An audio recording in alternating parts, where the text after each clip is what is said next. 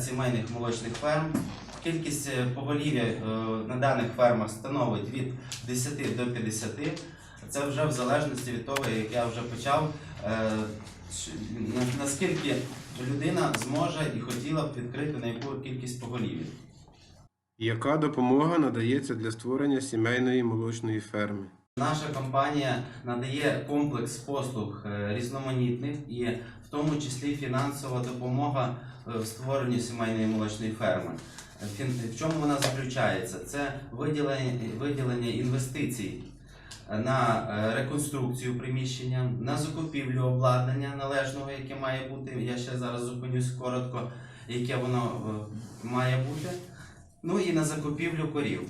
Також ми пропонуємо і надаємо ветеринарний супровід ферми, зоотехнічний, юридичний, є спеціалісти по отриманню державних дотацій на сьогодні, державному кредитуванню. Ви звертаєтесь і ми всебічно вам допомагаємо по вашому питанню. Яка тривалість співпраці з проектом? Загалом співпраця з даним нашим проектом становить 5 років, і в межах 5 років йде повернення цих інвестицій. Воно у вас наведено на брошурках, що я вам роздав, в який рік і скільки інвестицій йде повернення. Якою буде ціна молока? При створенні ферми у вас ціна буде плюс гривня до ціни, яка є в населеному пункті на даний час встановлена молокопереробним підприємством. Тобто, якщо у вас на сьогодні орієнтовно, скільки у вас на сьогодні становить ціна молока? 8 гривень. 8 гривень. То при участі у проєкті у вас буде плюс гривня, ну і плюс за жирність, яку ви будете самостійно контролювати.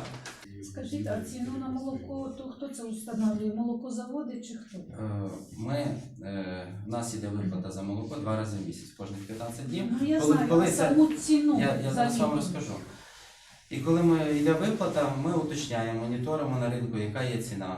У вас, наприклад, в селі встановлена молокопереробним підприємством, заводом. Якщо у вас люди отримують 7 гривень, плюс гривня 8. Завтра будуть 9, плюс гривня 10. Це так зразу, Це так зразу. Так зразу говорите, що буде на гривню, а потім воно все рівняється. Це вже вбіжено. По договору чітко прописано плюс гривня до ціни встановленої молокопереробним підприємством в даному населеному пункті, чи в регіоні, якщо немає в селі присутнього молокозаводу. Це чітко прописано. Тобто ми тут не можемо відійти від наших зобов'язань. То нащо відталкуватися від тих людей в селі? Треба відталкуватися від заводу, як завод дає. Правильно. У нас так і прописано. Плюс гривня до ціни заводу. Дивіться, молокозавод нам раніше давав по 6,50. Це нам дали по 8, бо заїхав чужий молоковоз. То нам дали по 8. Вночі дали по 8. А туди далі села, де його цього чужого молоковоза немає. весь по 6. Так по 6,50. Чому молокозаводи не піднімуть самі ціну на молоко? Тоді люди будуть тримати. За що я буду тримати? За 6 гривень це змучити. Сьогодні ми ведемо перемовини з заводом. Ми розуміємо Правильно, хай проблему молокозаводи нагально. дадуть хоча б по 10 гривень. То Ну, люди ціна будуть сформована тримати. на ринку. Ми на неї впливати на сьогодні не можемо впливати, на жаль. Я розумію, що сьогодні це мала Від ціна ферми на дорожча ціна, молоко. а від людей менша. От що так? Ми Чого так так? само апаратами доїмо. Все так само. І ще й на велику суму. Нам 8, з ферми беруть 14. Завтра не буде цього молоковоза, ми знов літом будемо брати по 5 гривень. То нашу мені та ферма. При тому, як проєкт Більше йде розвивається, Я до людей. проєкт розвивається, ферм стає все більше і більше. Ми стаємо впливовіше на ринку. Ми зможемо вже впливати в певній мірі на ціну. Якщо сьогодні ціна встановлена на такому рівні, от вона є сформована, так? От хто її сформував, це і як, це вже інше питання, але вона є. І Ні, відштовхуючи від того, ціни, що ми вам молоко було допрацьовуємо. 6,50, заїхала чужа машина, не знаємо яка. Вони вночі дзвонять і кажуть, ми теж дамо. Звідки ви дасте? Ми теж дамо. От завтра буде Де ви цей взяли? молоковоз. А де ви Я візьмете? вам наведу приклад. Дали по 8, а жир зменшили. Без Я вам закону наведу жиру. приклад. Ви самі бачите, як зараз в населених пунктах зменшується кількість поголів'я корів. На жаль, так? Звісно, І- бо нема де пасти, та й зменшується. Але ж їде молоковоз. І так само кілометрів, да, бере меншу кількість молока. Собівартість доставки молока збільшуються. Ну воно є так.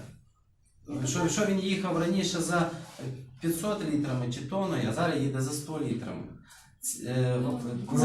Зарплата водія не менша, затрат не Але менше. завтра заїде десь з тієї Любарської сторони молоко, дасть по 10 гривень. І наші вночі Коли у нас ми буде теж створений будемо. кластер, і завдяки вам, якщо люди будуть додатися до нашого проєкту, у нас буде все більше і більше ставати, ми зможемо вже накопичити певну кількість молока, зібрати її на наших фермах всіх локаційно по меншій собівартості, буде можливість, ми вам ще набавимо. Ну, на сьогодні у нас є певна така можливість, і от ми її вам пропонуємо. Вам що треба зробити, це прокладки, оті, що збирають молоко, їх викинути, а щоб напряму було з молокозаводу. Ми Це саме напряму- більша проблема. Люди самі- а хто ж між нами і вами і займає? Зараз Ні, от зараз ви долучаєтесь до проєкту, і в нас іде Я вам співпраця можу напряму. привезти відео, як молоковози збираються, там в них вже стоїть база, туди бадяжі. Що вони бадяжать, я не знаю, але потім виходить, що от Старокостянський маслозавод, його продукцію взяли на аналізи, що там і молока нема. Йому на що там молоко? Ну, я не можу коментувати, хто що брав, які Ну аналізи ви ж робив. знаєте Я- цей випадок, що 80 чимось мільйонів заплатив Старокостянський молокозавод за продукцію. Що там взагалі ті продукції, Ні то одного напевно і продукції банани, не якісь було. масло чи яке. То дивіться, це якраз для того і воно робиться, коли ви входите в проект, ваша задача віддати молоко Укрмілкінвесту. Що далі вже з ним, з молокозаводом розбирається сама фірма, правильно я розумію? Так, точно. Да, тобто, щоб ви не сварилися з Ви тими. абсолютно з ними не ведете ніякі перемовини. Да. Це перемовини між нами і вами йдуть. Все. Далі ми за вас всю роботу робимо. Забираємо молоко, платимо, надаємо різноманітні послуги. Яке обладнання і на яких умовах надається для створення сімейної молочної ферми? Давайте підемо по обладнанню, яке входить в перелік від нашого проєкту. Це гумові коврики, це поїлки з розрахунку 1 на 2 корови, світильники, вентилятор чи вентилятори, в залежності від площі, вже підбирається дане обладнання, доїльна установка чи вакуумна установка. Це вже по вашому бажанню, і наші спеціалісти вже проконсультують, яке краще вже під ту кількість поголів'я і по тому приміщенню, яке ви плануєте. Екомілк для визначення якісних показників молока, жирність, густина, вміст білку і так далі. Тобто, коли молоко у вас приїхав, ви здаєте молоко, в холодильнику є лінієчка, є калібровочна таблиця, по якій видно кількість молока, ви виписали накладну, жир відібрали, поставили на екомілк, хвилина-дві, і у вас вже видно жирність молока, також записали, відправили, і вас якраз заплатили за базисну літру молока, бо ми сплачуємо за базисну літру молока. Тобто, якщо жир 3,4, це літра за літру, все більше, це більше відповідно заплатимо. Цей перелік обладнання, кошти, які ми на його затрачаємо на купівлю, це 80 тисяч на кожних 10 корів. З них ви повертаєте лише половину коштів, інша половина йде від нашої компанії як безповоротня допомога. З 2 по 5 рік оця сума віддається. Скільки коштів і на яких умовах можна отримати на будівництво чи реконструкцію корівника? Перший рік, я просто так перепригнув, перший рік віддаються кошти, які були затрачені і вами взяти на реконструкцію чи будівництво приміщення. Тут з розрахунку на 10 голів нами виділяється позика під 0% в розмірі 50 тисяч гривень на 10 голів. Давайте для прикладу розглянемо. Да? Якщо на 20 корів, наприклад, ви будете планувати ферму, ми 50 тисяч на 10, відповідно 100 тисяч виділимо вам позику під 0% на дані роботи.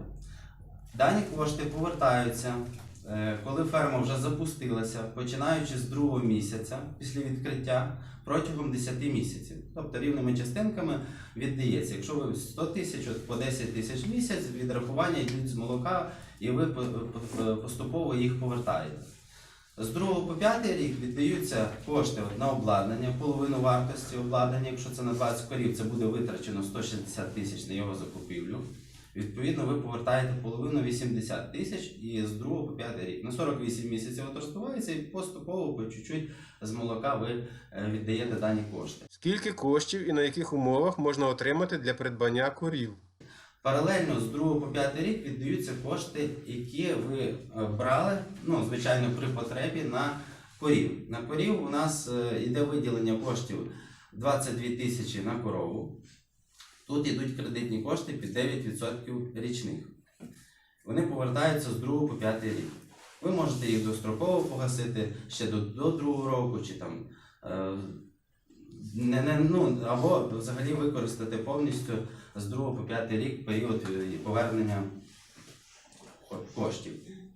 Який розмір податків для сімейного фермерського господарства? Наші фермери, сімейні молочні фермери, на сьогоднішній день оформлені як фізичні особи-підприємці. Це може бути 2, 3 група, 4. Ну, зараз в більшості всі оформлені як 4 група, це сімейне фермерське господарство. Тут йдуть найпільговіші моменти оподаткування. Якщо вас зорієнтувати, для прикладу, це може становити у межах 200 гривень податку в місяць, і інше за вас буде повертати держава. Я можу зупинитися і розказати, як вона ця ціна, вірніше, сплата формується, відносно чого. Ну, що потрібно для створення сімейного фермерського господарства? Насамперед, це мінімум 2 гектара землі. Це може бути пай чи для ведення сільського господарства. Дана земельна ділянка має бути оформлена, внесена в реєстр, кадастровий номер. Дана земля має бути оформлена на вас чи взята в оренду. Це також дозволяється. І от, щоб створити сімейне фермерське, від 2 до 20 гектарів дозволяється. Тобто, якщо немає землі, то не можна брати участь у проєкті? Ні, можна. Просто інша буде форма підприємництва чи інша там юридична особа і так далі. Це все дозволяється. Просто я сьогодні акцентую на 4-й групі, бо це найпільговіша група оподаткування і найменше людям сьогодні сплачувати коштів. Бо сьогодні єдиний соціальний внесок це становить там 1320 гривень, так? З них перший рік людина сплачує 10%, ну, щомісячно, так? Тобто 130 гривень грубо в місяць сплата єдиного соціального внеску. Інших 90% за вас компенсовує держава. Другий рік ви сплачуєте 20%, третій 30% і так розраховано на 10 років, що ви вийдете на сплату самостійно єдиного соціального внеску. Єдиний податок на сьогодні може бути 1100 гривень, да, для прикладу. На даній групі оподаткування він становить 1% від нормативно-грошової оцінки землі, яка оформлена на дане господарство. Тобто, якщо ви оформили 2 гектара землі, і оцінка цих 2 гектарів буде становити, там, для прикладу, 30 тисяч за гектар, загалом 60 тисяч, от 1%, я просто округлив, там 0,95%, але щоб було краще, так? 1%. Тобто 600 гривень в рік ви сплачуєте єдиного податку. Якщо це перевести на місяць, то 50 гривень у місяць єдиного податку. І загалом податок. Єдиний соціальний 130 плюс, єдиний податок. От 180, ну, в межах 200 гривень ви сплачуєте податок. При цьому у вас йде повний стаж роботи, ви офіційно працевлаштовані, дані кошти спрямовуються до громади, і вже громада якраз користується даними коштами. Чи можна отримати допомогу на інші напрямки сільського господарства? Це тільки можна тільки за молочну продукцію, чи можна ще щось, що пов'язано з сільхозвиробництвом? Це зараз тваринництво, молоко, зараз От, молочний наприклад, напрямок. сусід, він бджільництво, він хоче ще більше розвиватися. На сьогодні ні. На сьогодні це молочний напрямок, сімейний Тільки молочний молочний напрямок. напрямок тільки цікавий. Більше там, допустим, земля, якісь вирощувати культури. Ви не Зараз поки ні. В процесі розвитку нашого проєкту, звичайно, будуть залучені. А через вас знайти можна ще якогось так само спеціалістів, тільки підтримки, щоб знайти, наприклад, ринки збуту і так само оформитися. Зараз про молоко ми говоримо.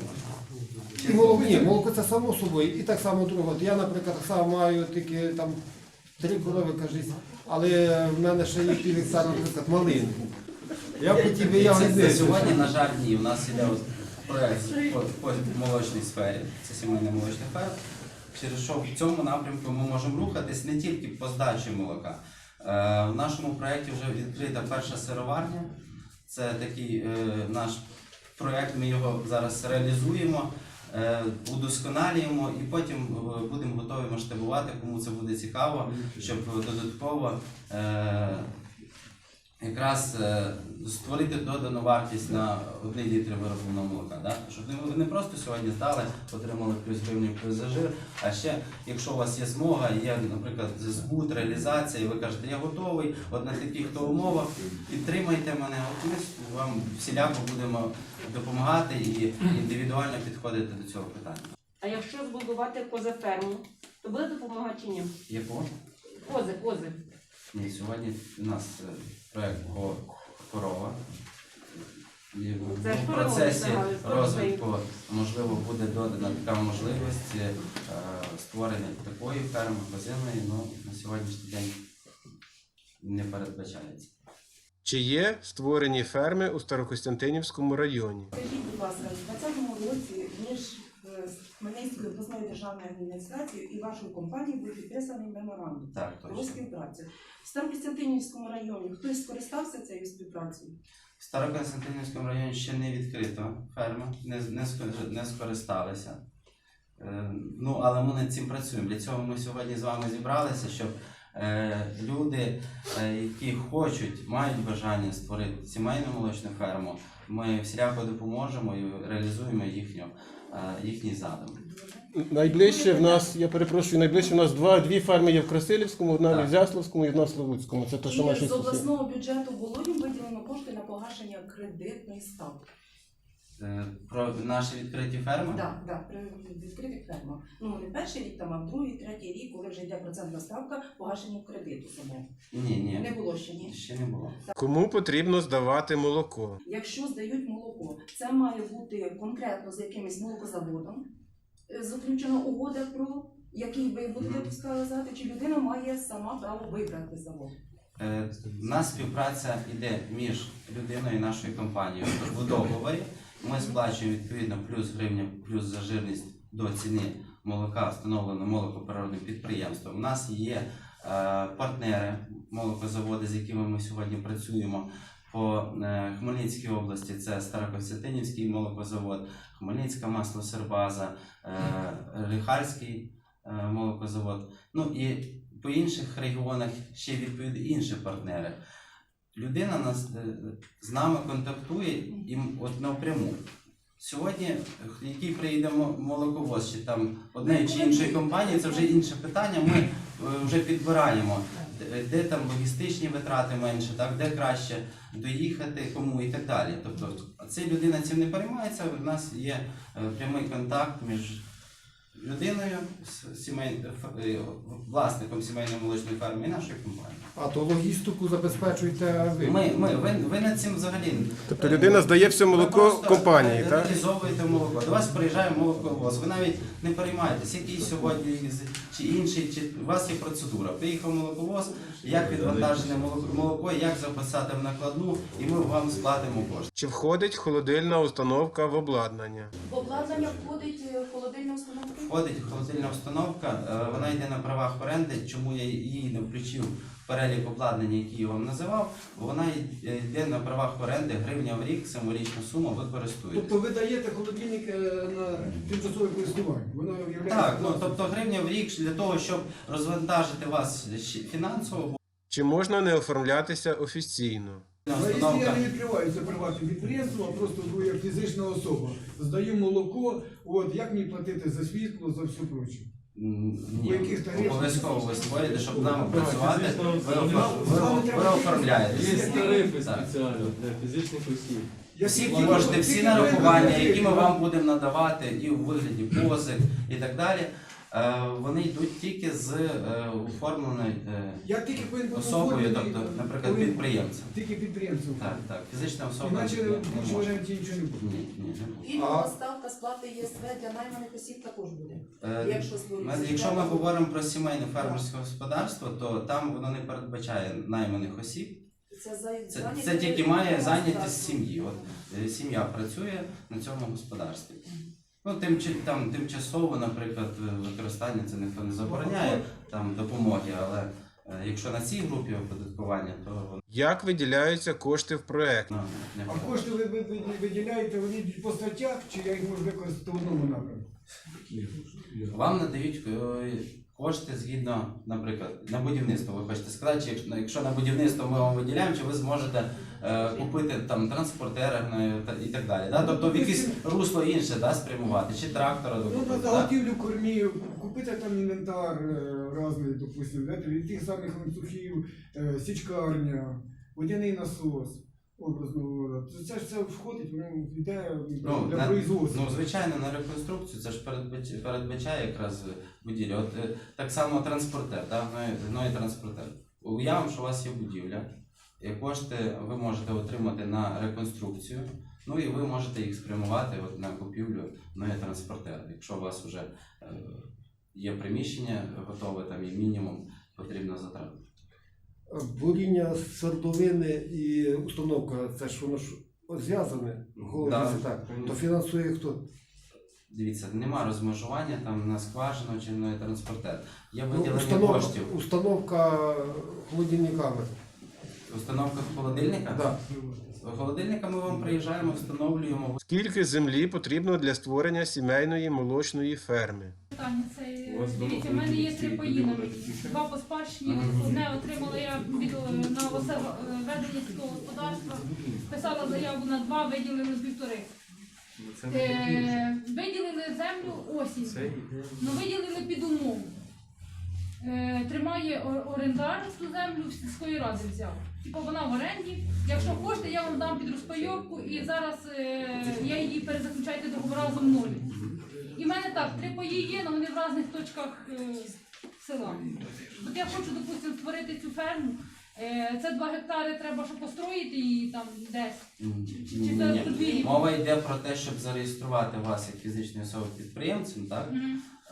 Потрібно мінімум 2 гектара землі. Не на соту там і так далі. Це якщо не 4-та менше. група. Якщо 3-я Якщо група, то четверта. можна і без землі. Так, 2, 3, вона не передбачає землі. Як потрібно утримувати корів? Таке питання. Ну, буду я мати цих 10 корів, де їх пасти, чи вони мають постійно стояти в Це вже ви самостійно обираєте. Чи вони буде постійно на прив'язному утриманні і там вигульний, да, трошки спосіб, чи будете комбінувати. Якщо вони будуть стояти в хліві, то це ж більші затрати на Ну, цих звичайно, корів. звичайно, затрати, довіз кормів і так далі, але це вже самостійно кожен підбирає.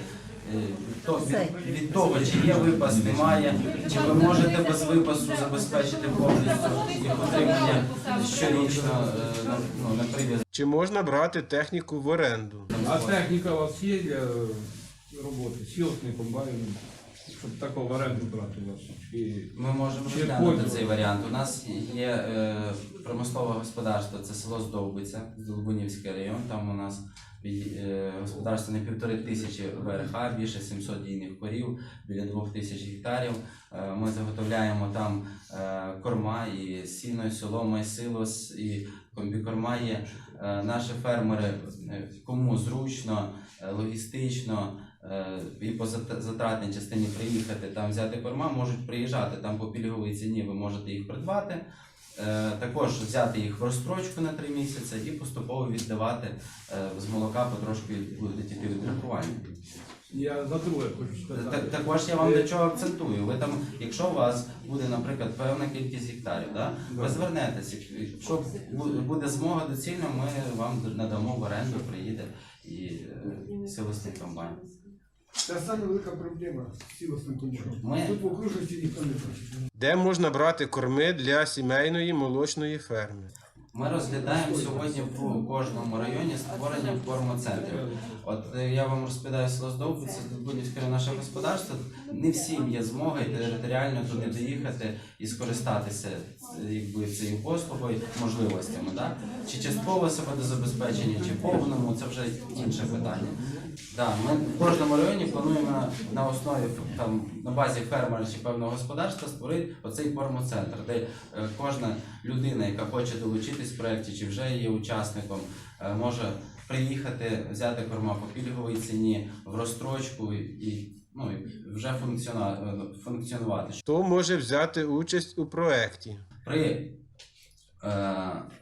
бажанні долучитись до нашого проєкту людини, ми оціняємо всебічно можливості її, яка є технічна база, скільки є землі для кормів, бажання всієї сім'ї по долученню до проєкту, чи немає судимостей, заборгованості по наявних кредитах, тобто формуємо загальний висновок, чи людина задовільняє вимогам проєкту, і після чого, після повного погодження, ми можемо підписати договори співпраці і виділення коштів фінансових і на реконструкцію, на закупівлю обладнання, на корів.